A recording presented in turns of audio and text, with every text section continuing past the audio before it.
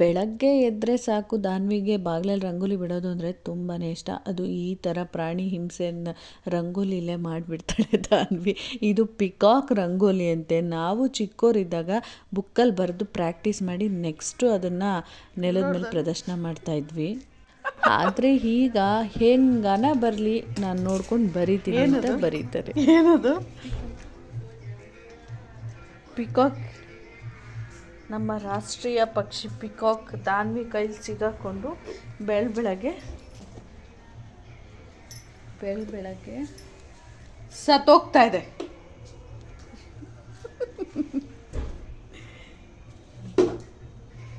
ಈ ಅದ್ಭುತವಾದ ಕಲೆ ಕಾರಣಕರ್ತರು ಇವರೇ.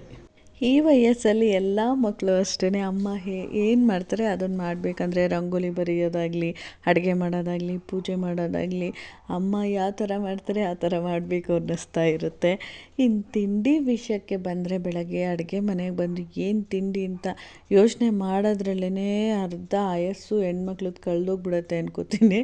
ಹಿಂದಿನ ಕಾಲದಲ್ಲಿದ್ದ ಪಂಚಾಯತಿಯಿಂದ ಹಿಡಿದು ಈಗಿನ ಹೈಕೋರ್ಟ್ ಸುಪ್ರೀಂ ಕೋರ್ಟ್ಗೆ ಹೋದರೂ ನಿಲ್ದಲೇ ಇರೋ ಅಂದರೆ ಸಾಲ್ವ್ ಆಗದಲೇ ಇರೋ ಸಮಸ್ಯೆ ಅಂದರೆ ಬೆಳಗ್ಗೆ ತಿಂಡಿ ಏನು. ರಾತ್ರಿಯೇ ಎಲ್ಲರನ್ನೂ ಕೇಳಿರ್ತೀವಿ, ನಾಳೆ ಏನು ತಿಂಡಿ ಮಾಡಲಿ, ಏನಾದರೂ ಮಾಡಮ್ಮ, ನಿಂಗೆ ಇಷ್ಟ ಇರೋದು ಮಾಡು ಅಂತಾರೆ.